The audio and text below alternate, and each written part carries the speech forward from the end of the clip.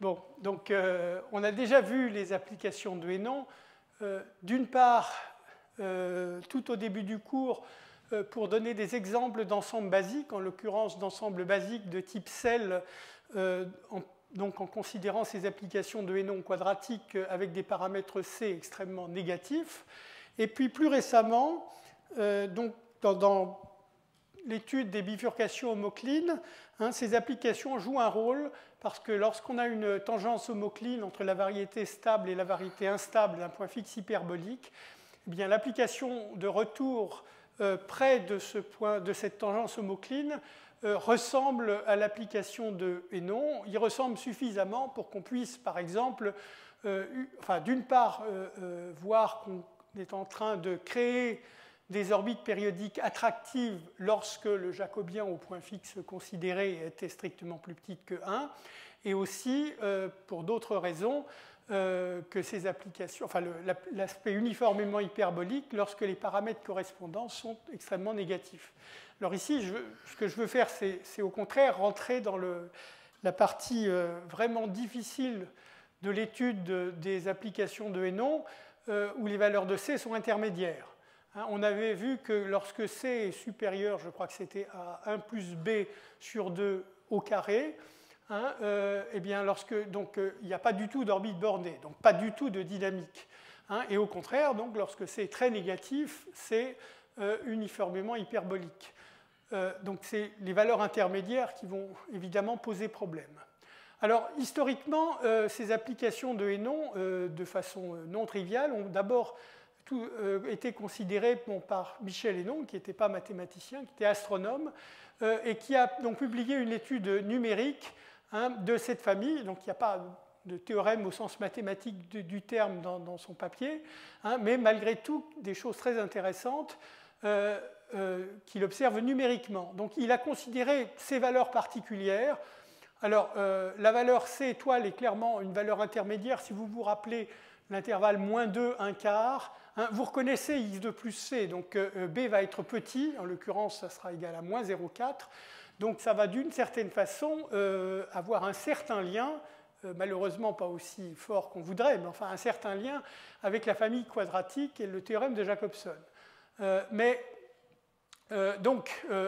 valeur intermédiaire de C étoile et un petit jacobien, alors petit mais pas excessivement petit. Le jacobien vaut -0,4. Je ne sais pas pourquoi il a considéré une valeur négative du jacobien, donc quelque chose qui renverse l'orientation plutôt que le contraire, mais de toute façon, ça ne change pas grand-chose en quelque sorte aux expériences numériques. Et alors, ce que vous observez, c'est que beaucoup d'orbites, donc il a fait en quelque sorte, il a fait quelque chose de numérique. Donc il a pris des points initiaux pour itérer, il a itéré et regardé ce qui se passait. Et donc, pour beaucoup de points initiaux, et quand je dis beaucoup, ça veut dire tous les points dans un ouvert non vide, eh bien, les orbites convergeaient vers quelque chose. Donc, j'ai une image de l'article original dans un slide, et vers quelque chose qu'il a appelé, enfin, que les gens appelaient à cette époque attracteur étrange, et qui semblait être l'adhérence de la variété instable de l'un des points fixes. Alors en fait, pour ces valeurs, ça ce qui est très facile à vérifier, pour ces valeurs de paramètres, l'application grand H en question a 2 points fixes, tous les deux de type cell. Vous vous rappelez que quand on passe le seuil 1 plus B sur 2 au carré, vous créez tout d'abord un point fixe attractif et un point fixe de type cell, au moins lorsque le jacobien est plus petit que 1, ce qui est le cas en valeur absolue. Et ensuite, quand vous laissez C diminuer encore, et c'est déjà le cas ici, le point fixe attractif va à son tour, une des valeurs propres va traverser -1 et va se transformer en un point fixe qui est également de type cell. Donc pour ces paramètres, vous avez simplement 2 points fixes qui sont de type cell. Et ce qu'il observe pour ces paramètres en question, c'est qu'il ne semble pas y avoir d'orbite périodique attractive. En tout cas, l'attracteur étrange en question ne ressemble pas à une orbite périodique attractive. Et on peut par ailleurs exclure le cas d'attracteurs uniformément hyperboliques plus complexes. On en a vu en dimension 3, on avait vu le solénoïde.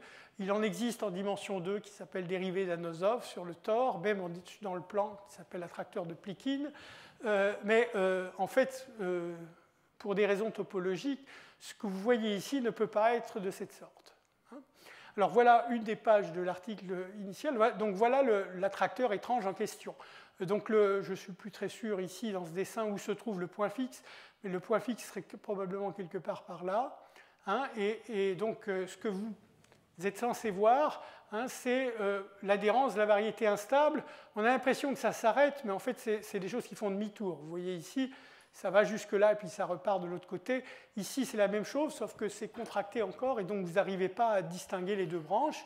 Voilà une autre partie de l'article où il a fait un zoom sur une partie de l'attracteur. Donc, je ne sais pas, elle se trouve probablement par là, ou peut-être par là, j'en sais rien. Et vous avez l'impression, d'une certaine façon, de voir beaucoup de filaments parallèles. Je dis l'impression parce que on sait d'une certaine façon que ce n'est pas tout à fait le cas.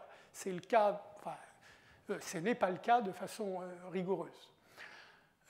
Donc voilà pour ce que Hénon avait observé numériquement. Alors, je dois tout de suite dire qu'aujourd'hui, on ne sait absolument rien démontrer, enfin, je veux dire, qui explique cette figure. Qui explique cette figure.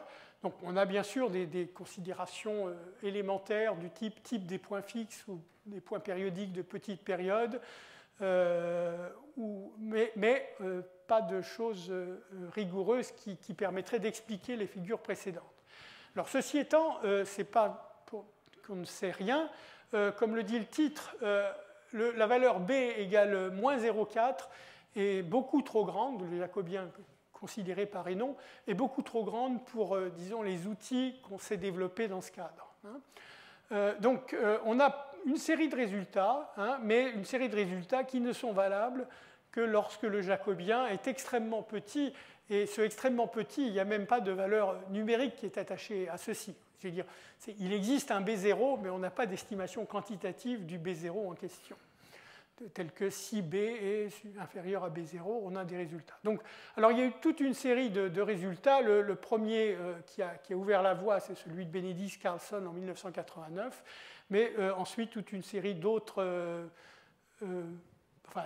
papiers qui tentent de comprendre mieux. Je devrais dire quand même que même aujourd'hui, même dans ce cas très restreint, on ne comprend pas complètement ce qui se passe. Je veux dire, on comprend pas mal de choses, mais pas complètement. Alors, donc, d'abord la formule. La formule pour... bon, je suis obligé de revenir un peu loin. Pour B égale 0, vous avez x, y va sur x2 plus c, x. Donc, vous vous retrouvez sur la parabole y égale x2 plus c. La parabole y égale x2 plus c est invariante. Et sur cette parabole, la dynamique est envoyée et est celle du polynôme quadratique. Donc, vous avez en particulier le théorème de Jacobson, et ça vous fournirait en quelque sorte une dynamique non uniformément hyperbolique restreinte à cette parabole. Alors, bien sûr, pour B différent de 0, c'est plus du tout comme ça que ça se passe, parce que l'application est un difféomorphisme. En particulier, contrairement au polynôme quadratique qui n'est pas inversible, donc ça devient inversible et il faut comprendre ce qui se passe. Mais enfin, ceci étant, les résultats qu'on obtient sont dans l'esprit du théorème de Jacobson, mais donc bien sûr dans le plan en dimension 2. Alors, bon, pour situer un petit peu les choses, voilà les deux points fixes. Donc il y a deux points dans les paramètres. Je vais considérer mes paramètres en fait qui sont C proche de moins 2, comme dans le théorème de Jacobson, et B extrêmement petit, beaucoup plus petit en quelque sorte que C n'est proche de moins 2. Alors pour ces paramètres-là, vous avez de nouveau, que je vois correctement le dessin, vous avez le point fixe bêta qui est ici, donc il se trouve sur la diagonale. Si vous vous rappelez des formules pour l'application de Hénon, c'est x2 plus c moins by, x. Donc un point fixe est sur la diagonale, et ceci est le point fixe qui est proche de 2, 2. Vous avez l'autre point fixe qui se trouve aussi sur la diagonale je ne l'ai pas dessiné, mais enfin, qui est alpha ici. qui est proche de -1, -1. Et alors, si vous commencez à dessiner pour C proche de -2, la variété instable, alors ici en vert, c'est une partie de la variété stable de bêta. Bêta, donc en fait, elle descend beaucoup plus bas que ça, mais je ne pouvais pas le dessiner sur le dessin. Donc c'est pour ça que j'ai mis des pointillés. Elle descend très très bas et puis elle remonte. Ça ressemble à une parabole, mais une parabole qui descend très bas. Au niveau où vous regardez ici, c'est essentiellement deux segments presque verticaux. Presque verticaux, donc ici ça passe par bêta. Il faut penser que ce segment-là correspond dans le théorème de Jacobson à ce qui jouait le rôle de moins bêta. Parce qu'en effet, l'image d'un segment comme ceci va se retrouver en fait ici, donc avec une abscisse qui sera essentiellement de l'ordre de bêta. Donc en vert, cette variété stable, en rouge, la variété instable. Alors la variété instable, comme j'ai dit que l'attracteur étrange ressemble à l'adhérence de la variété instable. Attention, pas l'adhérence de la variété instable de bêta, celle de alpha. C'est cette variété instable qui va nous intéresser une fois fait les premiers pas. Donc pour les premiers pas, on se sert de la variété instable de bêta, et quand on calcule, en quelque sorte, cette variété instable va s'approcher ici.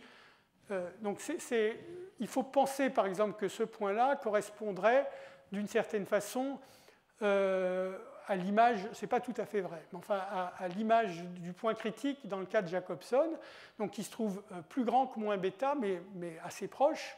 Donc ici, ça s'approche très proche, et ensuite, après itération supplémentaire, ça va se trouver de ce côté-là. Donc vous voyez, la variété instable, elle passe très proche de la variété stable, mais elle ne la coupe pas. Si elle la coupait, en fait, à ce moment-là, j'aurais plutôt quelque chose qui ressemblerait à un fer à cheval et les choses auraient tendance à s'échapper à l'infini. Donc il faut prendre les paramètres de façon à ce que ça ne coupe pas par ici, mais c'est très proche. Et donc vous joignez les deux par un petit segment horizontal, par exemple AB, ici, et vous observez que, alors vous regardez le domaine, donc c'est le domaine, alors je crois que c'est écrit dans le, voilà. Voilà. Donc vous complétez, vous servez du segment AB, de cette partie extérieure de la variété instable de bêta, et de cette partie verticale de la variété stable, donc un domaine comme ça, essentiellement. Et quand vous regardez l'image de ce domaine, vous pouvez vérifier qu'il est envoyé dans lui-même, parce que en fait, l'image de la variété stable, de cette partie de la variété stable, ça va faire ceci, mais ça va revenir jusqu'ici. Et donc l'image sera quelque chose qui ressemble au domaine qui est coincé entre les deux morceaux de variété instable et qui est fermé ici à ce niveau-là, qui est l'image de AB. Donc AB est ici, ici c'est l'image A'B' de AB. Donc vous avez ici un domaine qui va être, que j'appelle grand B, disons le domaine ouvert, qui va être envoyé dans lui-même par l'application de Hénon, et c'est ceci qui vous... vous allez, du coup, c'est des orbites qui automatiquement ne vont pas à l'infini, et c'est ces orbites-là qui vont vous intéresser.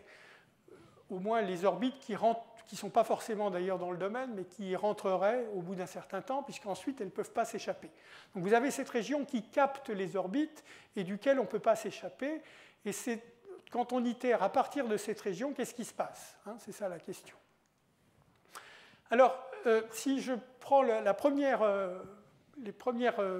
étapes dans le théorème de Jacobson, essentiellement les étapes triviales, consistaient justement à partir de x2-2. Alors ici, je n'aurai pas de valeur du paramètre qui soit complètement analogue à x2-2 pour lequel je comprenne complètement la dynamique. Je dois dire, à part dans les cas uniformément hyperboliques qui ne sont pas ces cas-là, il n'y a pas vraiment de cas où on comprenne complètement la dynamique.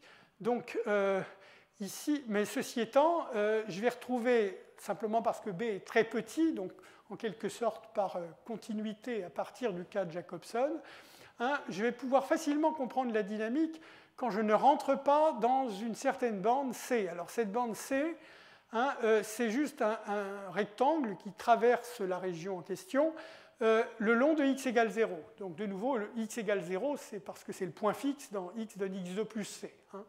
Donc je prends un petit rectangle Alors, je ne rentre pas dans les détails au sens de dire quelle largeur a ce rectangle. C'est bien sûr lié à la fois à la distance, enfin surtout lié à la distance de C à moins 2. C est un paramètre proche de moins 2.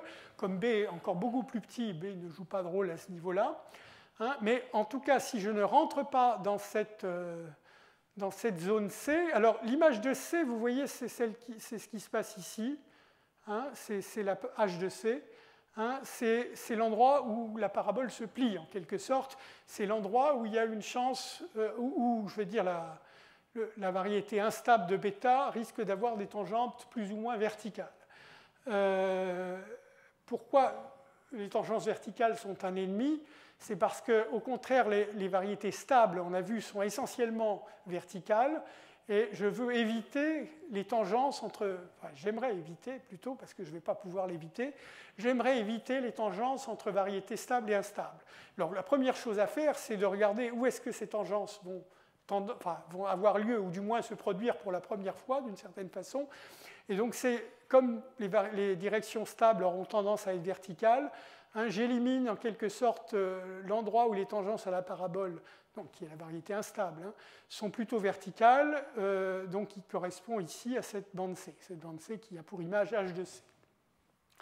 Alors en fait, si on ne rentre pas dans C, on a quelque chose de très facile à étudier. Donc évidemment, ce n'est pas toutes les orbites que je veux. Hein, les orbites typiques vont finir par rentrer dans C au bout d'un certain nombre d'itérations. Mais malgré tout, on est dans une bonne situation. Enfin, on peut construire comme ceci un ensemble basique, hein, qui plus est un ensemble basique qui aura, assez gros d'une certaine façon, hein, en considérant donc l'ensemble, j'ai envie de dire l'ensemble maximal invariant, hein, dans le complémentaire de la bande C dans l'ensemble B que j'ai détruit. J'ai l'ensemble B qui est envoyé dans lui-même. Hein, je regarde dans B les orbites qui ne rentrent jamais dans C, hein, et bien j'obtiens comme ceci. Et ça, c'est facile. Donc, il faut utiliser le critère de champ de cône, etc. Mais ça reste des techniques standards et ça ne réclame pas en particulier de faire des choix de paramètres. C'est valable pour tout paramètre localisé, comme je l'ai dit, c'est-à-dire B strict beaucoup plus petit que 1 et C proche de moins 2, mais à l'intérieur de ça, pas d'exclusion supplémentaire. Donc, ce que j'ai dit déjà, la direction stable essentiellement verticale et les directions instables, donc essentiellement tangentes à la parabole. Et donc, j'ai bien transversalité entre ces deux directions, hein, puisque j'ai évité l'endroit où on risquait d'avoir des accidents. Alors, donc ça, c'est, disons, localisé, enfin, je veux dire, l'approche élémentaire. Alors maintenant, des résultats. Hein, entre les deux, je ne pourrais pas mettre beaucoup de chair pour évoquer les démonstrations. Hein, alors, d'abord, donc, je mets tous les résultats dans le même théorème, bien qu'évidemment ils aient été démontrés successivement, parce que la formulation, il y a une formulation commune qui est de dire, donc d'abord il faut choisir donc, le jacobien extrêmement petit. J'ai choisi positif pour ne pas me compliquer la vie, mais enfin c'est pas grave, c'est pas important. Donc si le jacobien B, hein, est suffisamment petit, eh bien on peut, dans l'espace des... Enfin, je fixe le jacobien maintenant et je regarde le paramètre C. Hein, on peut trouver un ensemble de mesures positives de paramètres de nouveau proches de moins 2, hein, comme dans le théorème de Jacobson, hein, tels que les diffeomorphismes correspondants, HBC, ont les propriétés suivantes. Alors, la première propriété initiale qui a été démontrée par Benedicts et Carlson, hein, c'est effectivement de justifier dans une certaine mesure l'image qu'on a vue dans l'article de Hénon. Hein. Donc toute orbite dans cet ouvert B que j'ai construit juste avant, hein, va converger vers un ensemble qui est l'adhérence lambda de la variété instable donc du point fixe alpha. Donc alpha, hein, c'est le point fixe qui était à l'intérieur de B, c'est pas l'autre. Alors qui plus est, d'une certaine façon, on ne peut pas casser cet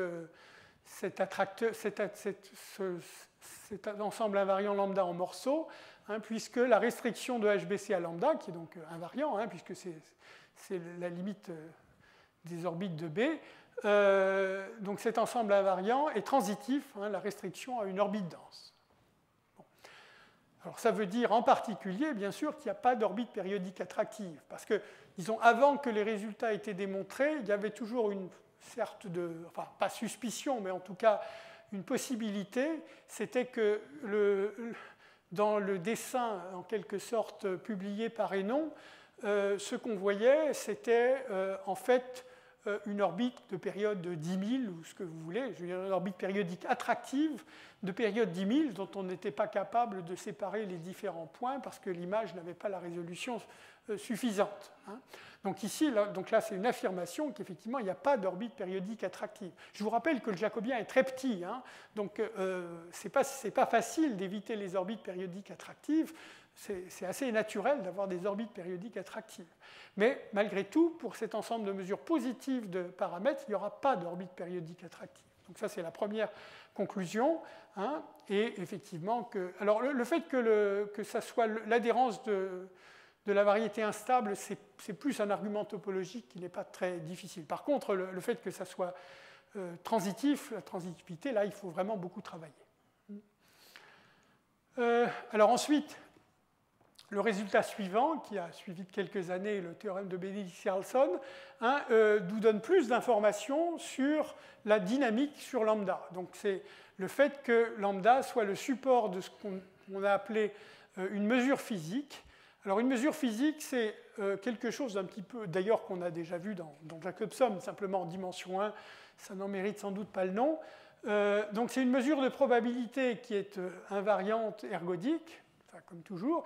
Et alors, vous avez cette propriété, hein, donc vous regardez cet ensemble qui est par des... Donc vous avez ici les sommes de Birkhoff, hein, pour une observable phi. Phi donc, va être une fonction continue dans l'ouvert B. Donc phi étant une fonction continue dans l'ouvert B, vous regardez l'ensemble des points de B, hein, pour lequel les sommes de Birkhoff, enfin les moyennes de Birkhoff, puisque vous les divisez par n, les moyennes de Birkhoff convergent vers la moyenne de phi par rapport à cette mesure mu. Hein, et donc vous appelez ça le bassin de mu. Alors, le théorème ergodique, comme la mesure mu est ergodique, vous dirait qu'automatiquement ceci est de mu mesure positive. Hein, le point, c'est que cette propriété a la propriété que B de mu est de mesure de Lebesgue positive.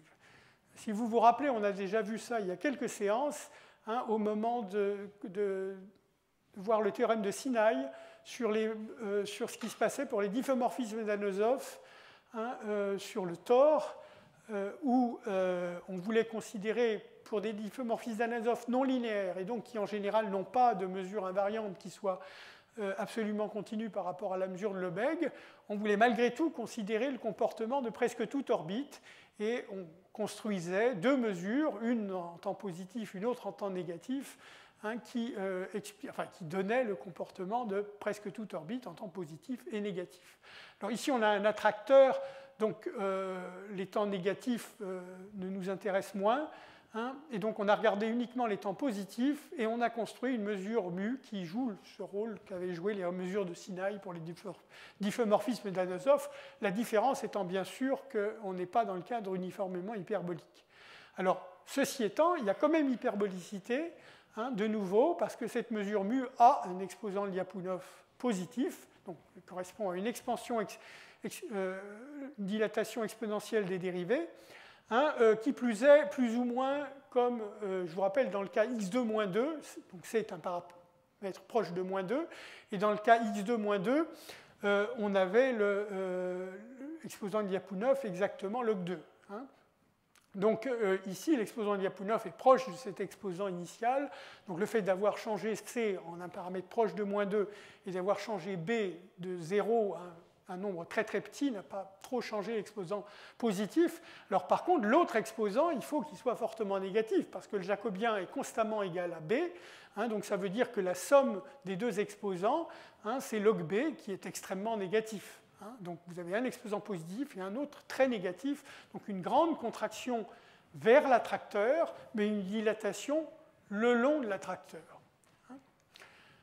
Alors finalement, le dernier résultat que je veux citer ici, c'est que ici j'ai simplement dit que c'était une mesure de Lebesgue positive, mais en fait on a mieux, enfin se sont passées quelques années entre les deux résultats, pas très longtemps d'ailleurs, c'est que comme on peut s'y attendre en quelque sorte, au moins dans les bons paramètres, ce bassin de la mesure mu est en fait de mesure totale dans le bassin topologique B. B, je vous rappelle, toutes les orbites dans B convergent vers l'attracteur lambda. Voilà, alors voilà pour les énoncés. Donc quelques commentaires. Il ne s'agit pas de faire même une ébauche de démonstration. Justement pour dire que par rapport au théorème de Jacobson, il y a de nombreuses difficultés supplémentaires. Donc plutôt que d'essayer d'expliquer comment on les résout, simplement déjà d'en faire une liste. Alors, la première, c'est pas, il n'y a pas d'ordre, je veux dire, mais dans l'ordre où je l'ai dit, une première difficulté, c'est qu'on n'aura plus un seul point critique. Vous avez vu qu'on a remplacé le point, on avait remplacé le voisinage de 0 qu'on avait dans le théorème de Jacobson, un petit voisinage autour de 0, par une bande critique. Alors cette bande, elle est fine, donc l'épaisseur est petite, mais par contre, elle est grande, elle doit traverser le bassin B. Et en fait, donc, ce qu'on va découvrir petit à petit, c'est qu'on n'aura pas un point critique, mais un ensemble de quantors de points critiques. C'est l'ensemble où, en quelque sorte, une sorte de droite critique, je triche, rencontrerait l'attracteur en question. Quand on est parti de B égale 0, on avait juste la parabole. Et donc le point critique, c'était le point qui allait être plié, enfin je veux dire correspondait à un seul, au point d'intersection de la verticale avec la parabole. Alors ici, donc, on aura un ensemble de quantors. Alors cet ensemble de quantors, et Dieu merci, en quelque sorte, il va être petit, parce que sa dimension de Hausdorff va être de l'ordre de l'inverse de log B, B étant très petit, log B est très négatif, donc son inverse est petit. Alors c'est important, c'est une des raisons, pas la seule, mais c'est certainement une des raisons pour lesquelles il faut choisir le jacobien B extrêmement petit. Alors, notre problème, c'est que ces points sont critiques, mais HBC est un difféomorphisme, donc ils ne sont certainement pas critiques au sens de la théorie des singularités ou de quelque chose comme ça. Ils sont seulement dynamiquement critiques. Ça veut dire que c'est précisément, comme j'avais en quelque sorte choisi la bande C pour éviter ce phénomène, bien sûr, il faut que je réincorpore la bande C ensuite dans mon analyse. Et donc, c'est des points où les directions stables et instables vont coïncider. Donc, du point de vue, c'est d'une certaine façon des tangences, pas forcément homoclines au sens où il faut que je considère les directions stables et instables, pas seulement des orbites périodiques, mais de tous les points de l'attracteur. Mais enfin, c'est ces points-là qui vont nous gêner, ou un défaut de transversalité entre directions stables et instables. Alors, c'est de nouveau un peu plus subtil que ça, mais je ne peux pas rentrer dans les détails. Donc ça, c'est la première chose. On a ces points critiques, il y en a beaucoup, mais malgré tout, un certain contrôle assuré par le fait que le paramètre B est extrêmement petit. Alors, la construction de l'ensemble... Pardon. La construction de l'ensemble EB est aussi beaucoup plus délicate. De nouveau, il s'agit de contrôler, comme dans le cas de Jacobson, où j'avais dit qu'il faut faire en sorte que l'orbite du point critique ne revienne ni trop vite ni trop souvent près du point critique. C'est la même idée ici. Il faut éviter que les points critiques reviennent ni trop vite ni trop souvent près de l'ensemble des points critiques. Mais évidemment, maintenant, il y a un ensemble de quantors d'orbites de points critiques à contrôler. Ça fait beaucoup. Donc si je suis obligé de retirer des paramètres pour chaque point, je risque de rester sans paramètres, je veux dire, et d'avoir un ensemble EB vide. En fait, ce qu'il faut faire, c'est le faire progressivement. Cet ensemble de quantors, quand je le regarde à une échelle fixée, c'est en quelque sorte simplement une union finie de petits intervalles, et je vais contrôler l'itération de ces petits intervalles. Donc c'est ce que je dis, à mesure qu'on itère, les points critiques d'abord restent regroupés en un certain nombre de paquets, et ensuite, donc à mesure qu'on itère, il y a expansion, donc ils finissent par se séparer, et ils deviennent progressivement indépendants. Et finalement, le point le plus grave d'un point de vue conceptuel, je dirais, à mon avis, c'est que, bon, d'une part, vous ne connaissez pas d'avance l'attracteur, ce qui était le cas dans le cas de Jacobson. Dans le cas de Jacobson, vous connaissiez l'attracteur, puisque j'ai expliqué tout au début, vous aviez cet intervalle PC de 0, PC carré de 0, qui sera le support de la mesure, et celui-là, il est donné d'emblée, hein, et c'est clair, c'est le plus petit intervalle qui soit invariant par la dynamique. Ici, non, vous ne connaissez pas lambda, et surtout, vous ne connaissez pas les points critiques, puisque, comme j'ai expliqué, ces points critiques, c'est des points où les directions stables et instables coïncident, mais pour connaître les directions stables et instables, il faut déjà savoir itérer un nombre infini de fois. Hein, donc, quand au début, alors bien sûr, vous partez d'une base solide, parce que vous avez un ensemble basique que j'ai décrit plus tard, les points qui ne rentrent pas dans la bande C, pour lesquels vous avez un ensemble basique. Donc là, vous savez déjà itérer un nombre infini de fois, et vous connaissez les directions stables et instables. Mais maintenant, vous voulez vraiment permettre aux orbites de passer dans cette bande critique C, et à ce moment-là, vous avez beaucoup de mal à contrôler les directions stables et instables pour de telles orbites, et c'est un des problèmes.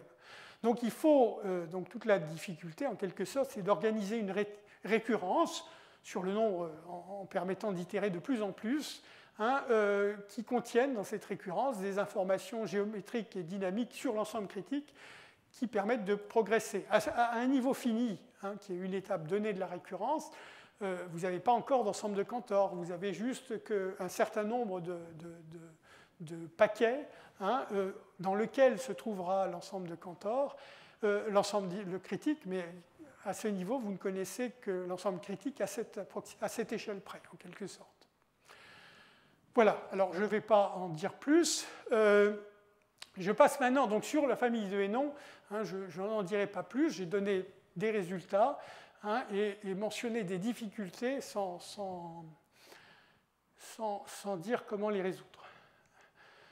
Alors, je vais faire un saut supplémentaire dans, en quelque sorte, l'inconnu, parce que maintenant, je vais parler d'une famille qu'on connaît encore moins bien et qu'on aimerait beaucoup comprendre, hein, mais sur lesquelles toutes les questions les plus intéressantes n'ont pas de réponse.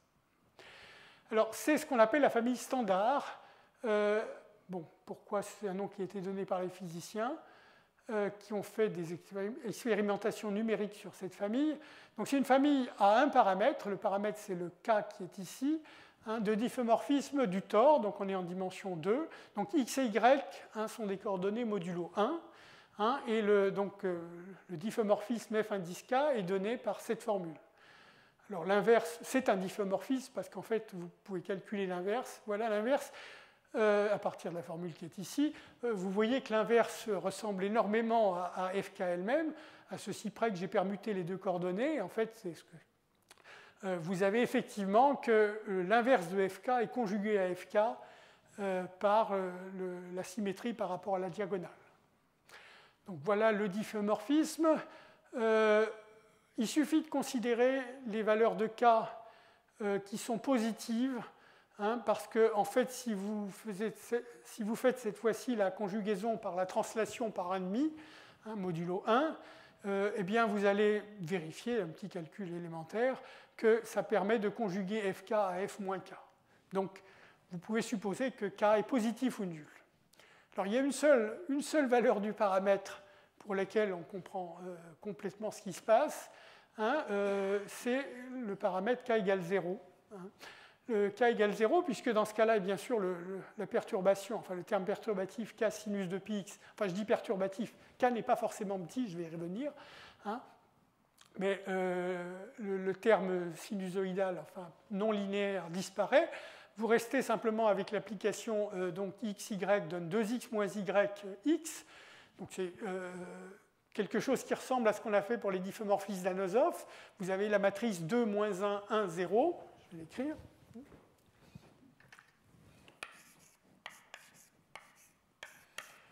Donc, qui est une matrice dans SL2Z, le déterminant est 1. Hein, donc elle opère sur R2 en préservant Z2. Elle définit par passage au quotient donc F0. Hein. Alors, ceci étant, ça ne définit pas un diffeomorphisme d'Anosov, puisque vous voyez que le déterminant est 1, mais la trace est 2. Ça veut dire que vous avez 1 comme valeur propre double, Hein, c'est donc linéaire parabolique. Hein. Et alors, ça fait partie d'une classe générale qu'on appelle complètement intégrable. En l'occurrence, donc, la dynamique est simple et facile à définir. Ce qui se passe, c'est que vous voyez que par cette application, la quantité x moins y est préservée. Hein, donc, c'est immédiat à voir ici. Hein. La différence entre les coordonnées x moins y est préservée par f0. Et donc, ça veut dire que chacun des cercles x égale y plus alpha, donc, qui est donné par la différence égale alpha, hein, chacun des cercles en question est invariant. Et sur ce cercle x égale y plus alpha, hein, donc un cercle homotope à la diagonale dans le tor T2, hein, la dynamique est une translation, enfin une rotation si vous préférez, donc une rotation y donne y plus alpha. Donc tout ça c'est immédiat d'après les définitions de F0. Donc pour F0, hein, vous avez cette dynamique. Alors là je vais un peu passer au tableau. Ça vous permet quand même, et c'est essentiellement les seules choses qu'on sache de non triviales, d'obtenir pas mal d'informations sur la dynamique lorsque K est petit. Hein. Donc un K, disons, inférieur à K0. Donc c'est beaucoup plus ça en relation avec le cours que j'ai fait l'année dernière, la théorie CAM, hein, parce qu'en fait, donc vous allez obtenir comme ceci. Alors, un ensemble de mesures positives qui est formé de courbes invariantes, hein, qui sont invariantes par Fk, donc, hein, qui sont lisses et homotopes à la diagonale. Alors, je rappelle peut-être simplement quelles sont ces courbes d'une certaine façon. Hein.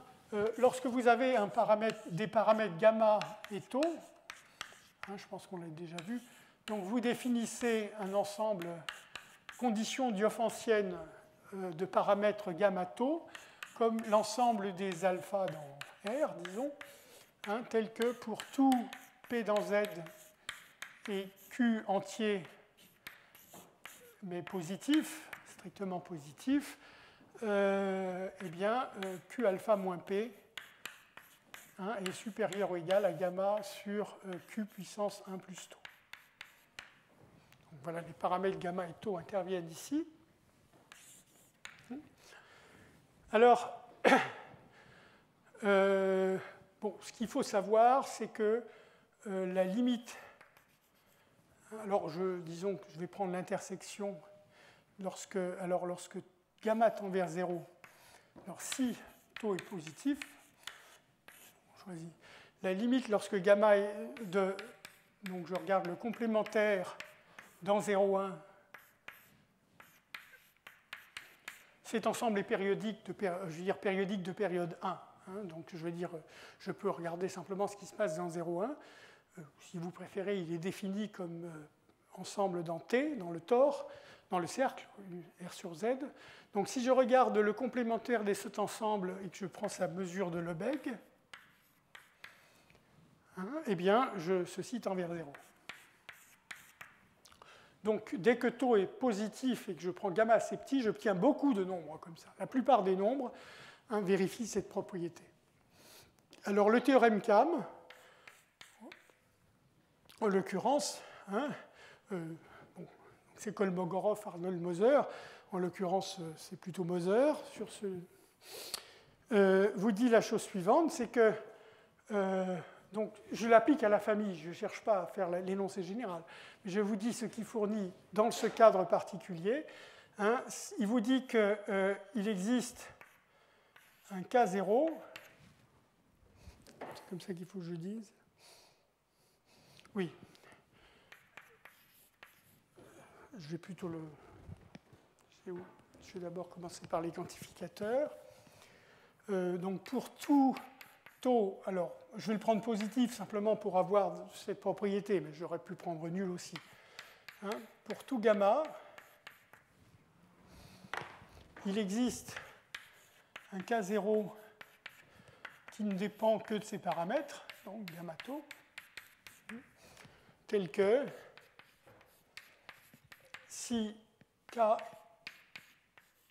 est plus petit que K0, j'ai décidé de ne prendre que des paramètres positif, hein, à cause de la symétrie entre K et moins K.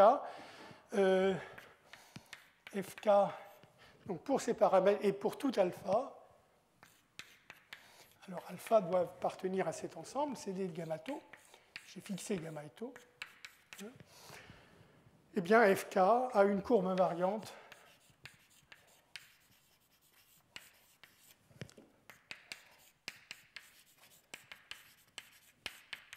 je termine ici, homotope à la diagonale,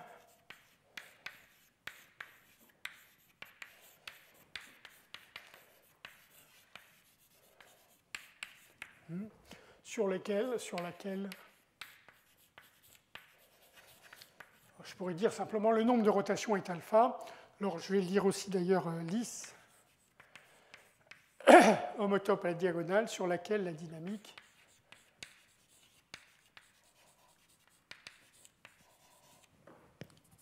est C infini conjugué. Donc il faut choisir de façon adéquate le paramétrage de la courbe, hein, AY donne Y plus alpha. Donc j'ai cette famille de courbes paramétrées par alpha, et toutes celles pour lesquelles le paramètre en question ici dans cette rotation appartient à cet ensemble, hein, vont survivre. Donc l'important c'est que le K ne dépende ici que de gamma et tau. Hein, donc je vais simultanément obtenir toutes ces courbes, hein, pour les petits paramètres. Hein, K est inférieur à K0. Voilà. Alors, il y a un complément, qui vient de Birkhoff, donc qui est antérieur à la théorie CAM. En fait, c'est Birkhoff le premier, je crois, à s'être intéressé systématiquement à cette géométrie, en l'occurrence des diffeomorphismes du Thor ou de l'anneau, de façon plus générale, qui ont certaines propriétés dites de torsion, que la famille standard a en l'occurrence. Eh bien, donc d'après Birkhoff, inversement, si vous prenez une courbe invariante homotope à la diagonale, elle est automatiquement, lorsque K est petit, hein, Lifshitz proche d'une courbe d'un cercle parallèle à la diagonale. Parce que j'ai juste dit homotope à la diagonale, ça pourrait faire des choses assez compliquées sur le Thor, hein, mais en fait, dès que c'est de la bonne classe d'homotopie, automatiquement, elle est presque parallèle à la diagonale, hein, du moment que le paramètre K est petit. Donc ça contrôle, c'est une estimation dite a priori, hein, qui permet de contrôler ces courbes et de prendre leur union en particulier. Donc vous pouvez prendre leur union et vous obtenez comme ceci naturellement un ensemble fermé qui est invariant par Fk. Hein, et ensuite, donc, sur cet ensemble fermé, vous comprenez ce qui se passe en gros. Hein. Chaque courbe est invariante et sur chaque courbe, bah, vous avez un homéomorphisme du cercle. Alors pour les bonnes courbes, celles qui viennent du théorème CAM, hein, vous avez quelque chose qui est carrément différentiablement conjugué à une rotation, donc une dynamique complètement contrôlée. Il se peut, enfin il y a toujours d'ailleurs dans cet ensemble de courbes des courbes qui n'ont pas ces bonnes propriétés, soit parce que le nombre de rotations devient mauvais, c'est-à-dire ne se trouve plus là-dedans, soit parce que les courbes ne sont pas lisses. Hein. Mais enfin, malgré tout, vous contrôlez quand même, enfin, parce que même les homéomorphismes du cercle n'ont pas une dynamique terriblement compliquée. Donc, ce qui reste à comprendre, et évidemment c'est encore beaucoup, hein, c'est le complémentaire de cet ensemble de courbes. Alors, ceci étant, cet ensemble de courbes est de mesure positive, au moins lorsque K est petit. Hein. Je ne l'ai pas dit, et j'aurais dû le dire. Le fait que la plupart des alphas, lorsque gamma est petit, hein, lorsque gamma est petit, la plupart des alphas vérifient la propriété CD de gamma tau, hein, va vous permettre de dire ici, quand vous prenez K0, donc assez petit, que l'union des courbes en question, lorsque alpha décrit CD de gamma tau, l'union de cette courbe est de mesure positive, et même lorsque K0 devient de plus en plus petit, hein, a une mesure relative dans le Thor qui est de plus en plus grande. Hein. Donc, ceci étant, il échappe toujours quelque chose. Hein. Il échappe toujours quelque chose, et c'est ce quelque chose qu'on appelle zone d'instabilité de Birkhoff. Donc c'est ce qui se trouve entre deux courbes de cet ensemble fermé. Vous avez donc, j'ai un dessin, là, voilà un dessin qui vaut ce qu'il vaut, bien sûr. Bon, je veux dire, on peut faire des expériences numériques, mais je trouve très souvent dans ce contexte les expériences numériques assez trompeuses d'une certaine façon, quand on ne sait pas ce qui se passe je veux dire, quand on n'a pas des théorèmes derrière pour contrôler. Donc dans ce dessin, qu'est-ce que j'ai suggéré? J'ai suggéré donc ici les courbes bleues, c'est les courbes invariantes qui viennent de la théorie CAM ou plus globalement de ce que nous dit la théorie de Birkhoff que j'ai très brièvement mentionné. Donc ces courbes bleues, contrairement bien sûr au dessin, elles forment typiquement un ensemble de cantors transversalement. Hein, si je croise avec une transversale comme ceci qui traverse le tore, typiquement elles vont rencontrer cette transversale suivant un ensemble de cantors de mesures positives. Alors c'est toujours un ensemble de cantors de mesures positives, c'est essentiellement impossible à dessiner, c'est très facile à comprendre, mais c'est essentiellement impossible à dessiner parce qu'à mesure que la densité en quelque sorte doit tendre vers 1 à mesure que vous changez d'échelle, et donc ce que vous verrez systématiquement, et c'est ce que montrent les expériences numériques, ce n'est pas un ensemble de cantors de courbes, c'est carrément une zone, comme ce qui serait ici, qui est complètement remplie par des courbes. Alors c'est faux, simplement c'est qu'on ne distingue pas, on n'a pas suffisamment la séparation dans l'image qui permet de distinguer différentes courbes. On a l'impression que toute une bande, comme ceci, est complètement remplie par des courbes, et que, donc, comme ça se passait pour le paramètre k égale 0. Hein. Pour eux, le paramètre k égale 0, effectivement, c'est complètement l'espace des phases, enfin le tore, est complètement rempli par ces courbes parallèles à diagonale. Ici, c'est seulement un ensemble de cantors, donc en particulier, c'est un ensemble d'intérieurs vides. Hein, donc les zones d'instabilité en question, l'union des zones d'instabilité, c'est a priori un ouvert dense, hein, mais en tant que mesure, hein, il ne se voit pas forcément, et en général, bon. Et donc, voilà. Alors ici, c'est une grosse zone d'instabilité que j'ai essayé de dessiner. Et vous voyez typiquement ce qui peut se passer dans une zone d'instabilité. Et on peut le vérifier pour les premières zones d'instabilité, enfin les plus simples. Hein, c'est que d'une part, vous avez ici des points. Alors, ici, vous avez deux orbites périodiques. Ici c'est deux points de la même orbite périodique, une qui est hyperbolique avec des variétés stables, je ne sais pas si j'ai choisi stable en vert, disons, et instable en rouge, à moins que ce soit le contraire. Ce n'est pas important parce que le comportement est symétrique. Et vous voyez que ces variétés stables et instables ont des intersections, ici des intersections transverses, hein, homoclines, et donc ça va créer vous vous rappelez le théorème de Birkhoff-Smale, hein, qui vous dit que ça crée des ensembles basiques de type cell au voisinage. Donc vous avez de l'hyperbolicité. Alors c'est de l'hyperbolicité, mais sur des ensembles basiques de type cell qui sont de mesure nulle. Hein. Donc vous récupérez encore un peu plus d'informations ici par ces ensembles de mesure nulle, alors que, je vous rappelle, l'ensemble des courbes ici est de mesure positive. Alors si je continue, ici vous avez un autre type d'orbite périodique, une orbite périodique elliptique. Alors, comme on a des difféomorphismes préservant les aires, c'est aussi une propriété ouverte d'avoir des orbites périodiques elliptiques, puisque quand vous regardez une orbite périodique, vous avez la matrice jacobienne associée, le déterminant est 1, et soit la trace est en valeur absolue plus grande que 2 et l'orbite est hyperbolique, soit la trace est comprise entre moins 2 et 2, strictement, et l'orbite est elliptique. Et puis il y a le cas non générique, le cas où la trace vaut plus 2 ou moins 2, où l'orbite est parabolique. Hein. Mais enfin, en tout cas, ici, c'est un cas elliptique, donc quelque chose que vous ne pouvez pas détruire par perturbation. Et toujours d'après la théorie CAM, hein, en général, ce point périodique elliptique est entouré lui-même de nouvelles courbes invariantes. Donc ça, c'est des courbes invariantes comme celle-là l'était, mais cette fois-ci, elles ne sont plus homotopes à la diagonale, elles sont homotopes à des constantes. Hein. Elles sont homotopes à des constantes, mais a priori, elles remplissent de nouveau quelque chose qui est une mesure positive. Voilà. Bon. Alors ça, je vous rappelle, tout ça, c'était pour K petit. Hein.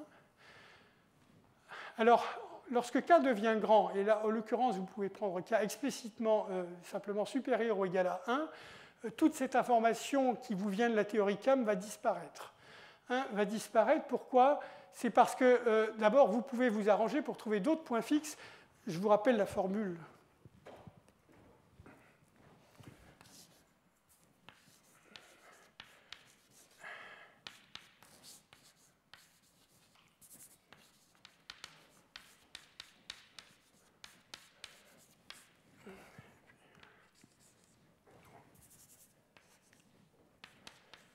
Donc voilà l'image, coordonnées x', y' d'un point xy.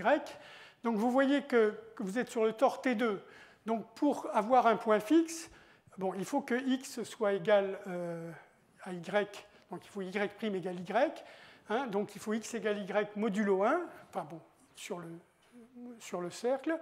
Et ensuite, il vous faut que, donc, quand vous avez x égale y, vous avez x, x', donc il faut que ceci soit nul, mais nul modulo 1 seulement, puisque vous êtes sur le tore. Hein. Donc il suffit que k sinus de πx soit entier.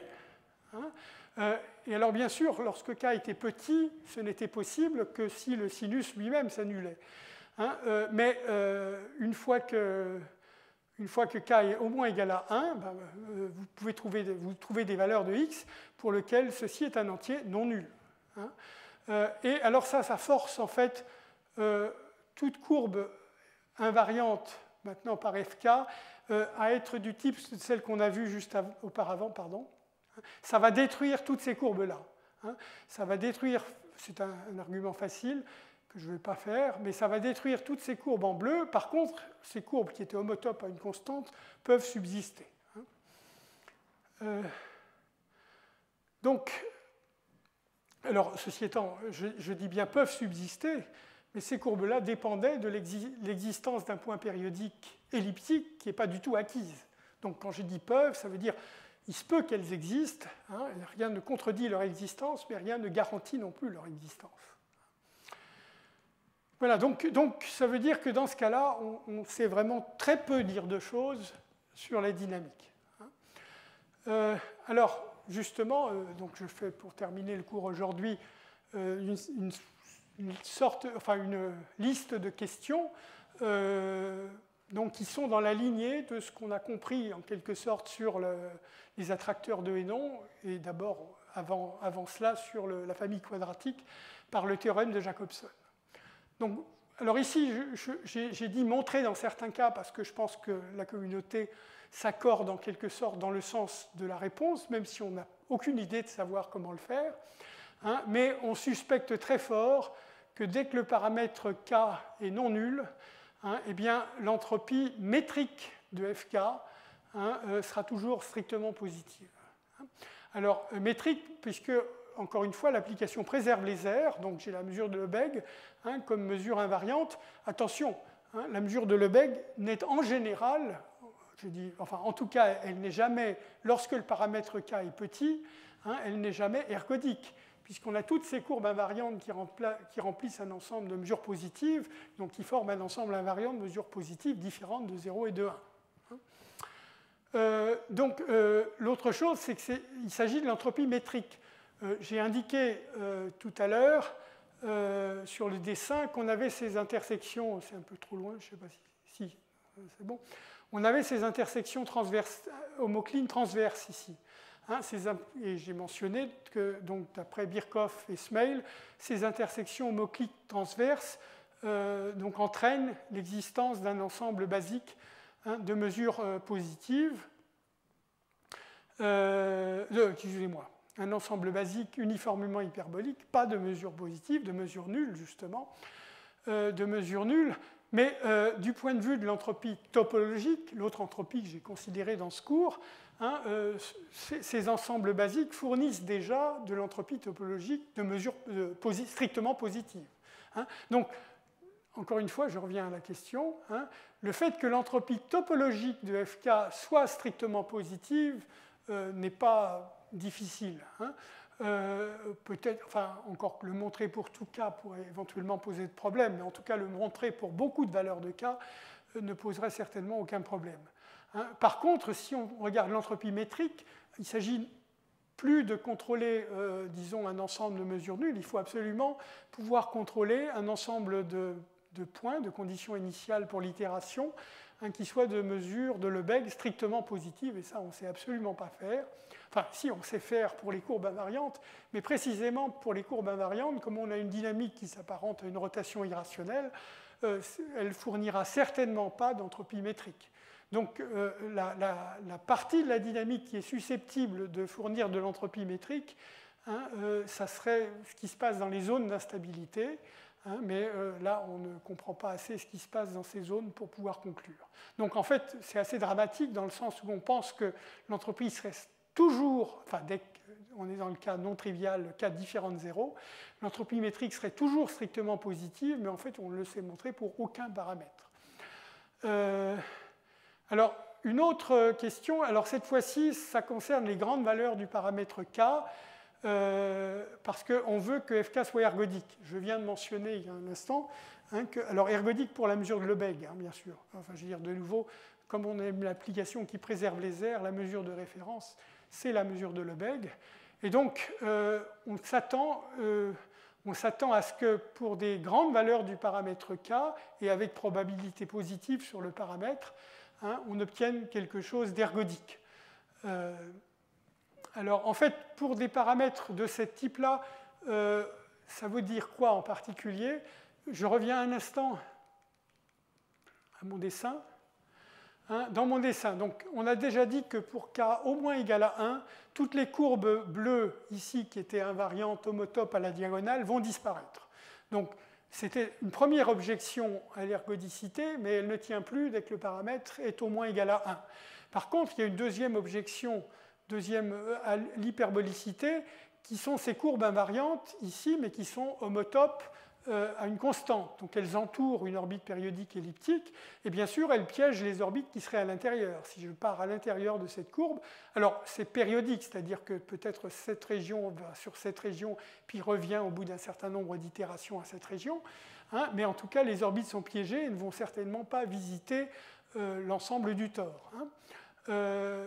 Donc, si on veut que ça soit ergodique, il faut éviter ces courbes invariantes. Et en gros, il y a des détails ici dans lesquels je ne veux pas rentrer, mais ça veut dire éviter les orbites périodiques elliptiques. Alors, il y a une petite hypothèse dans la théorie CAM, hein, entre le fait d'avoir un point périodique elliptique et le fait que ce point périodique soit entouré par des courbes invariantes. C'est une hypothèse qui, en général, est toujours, j'ai envie de dire, pratiquement toujours satisfaite. Hein, mais enfin, malgré tout, c'est une hypothèse, donc d'un point de vue vraiment rigoureux, donc je reviens en arrière, d'un point de vue vraiment rigoureux, il y a quelque chose. Mais enfin, alors de nouveau, cette propriété, on ne connaît aucun paramètre k, hein, pour lequel fk soit ergodique. Si vous mettez les deux choses ensemble, hein, pour les paramètres dans cet ensemble de paramètres, comme c'est ergodique, vous auriez des exposants de Lyapunov presque partout constants, par le théorème de Seledets et par ergodicité.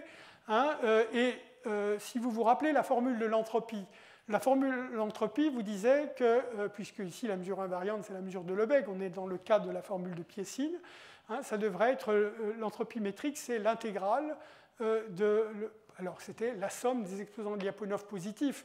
Ici, il y a deux exposants seulement, et la somme des deux exposants est nulle parce que l'application préserve les aires. Donc il y a deux exposants lambda et moins lambda. Hein. Alors si fk est ergodique, lambda ne dépend pas de x, donc dire que l'entropie métrique est positive une fois que fk est ergodique, hein, ça veut simplement dire que lambda est positif. Hein. Ça veut dire lambda est positif. Et donc, ceci étant, de nouveau, ce qu'on pense très certainement être vrai, hein, on ne sait le montrer pour aucun paramètre k. Donc on est... Alors, c'est juste pour dire que si vous mettez un petit peu ces deux choses-là ensemble, hein, c'est un petit peu, dans un cadre plus difficile, celui d'application préservant les aires, hein, c'est un peu le cadre que j'ai un peu essayé de décrire dans le cadre des applications de Hénon. Alors, les applications de Hénon, hein, le rapport, en quelque sorte, des applications de Hénon à des attracteurs comme les solénoïdes, c'est le même qu'il y a entre ce que serait la dynamique de l'application standard pour ces paramètres-là, hein, ce que serait la dynamique, on ne sait pas le montrer, encore une fois, le rapport avec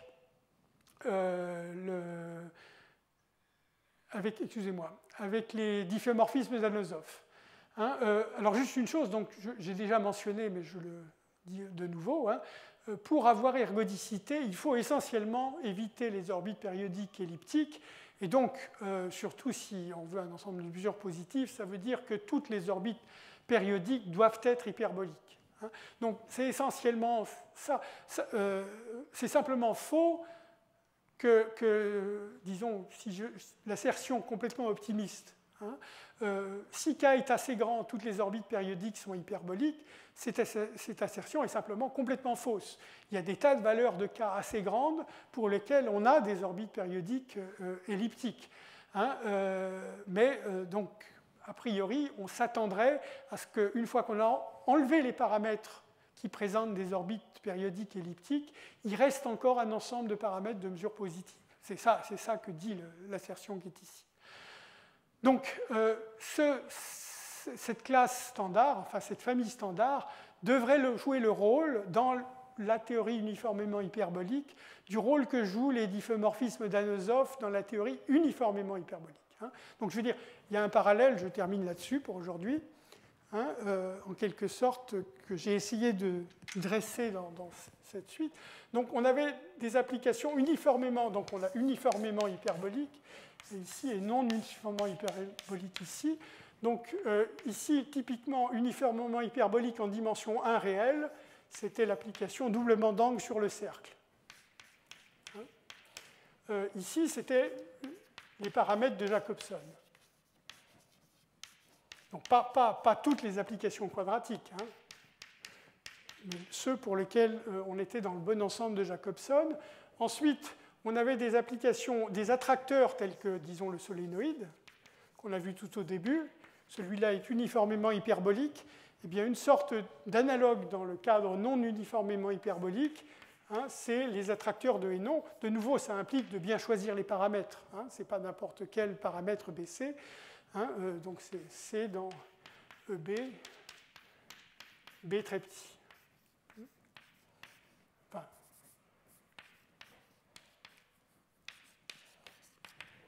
Et puis, donc, finalement, hein, on avait ici les diffeomorphismes d'Anosov.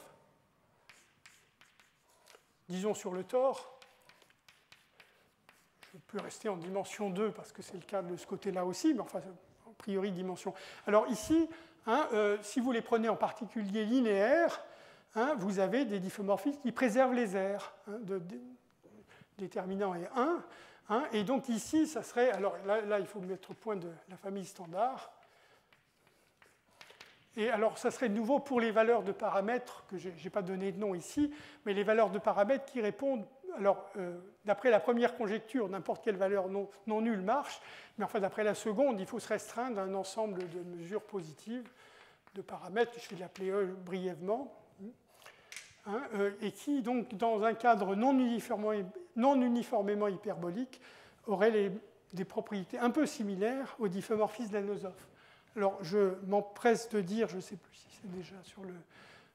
oui, Fk ne peut pas être un diffeomorphisme d'Anosov parce que la classe d'homotopie qu'on a vue, je veux dire, la matrice ici, ça représente la classe d'homotopie puisque je peux déformer K à 0, hein, et cette classe n'est pas hyperbolique.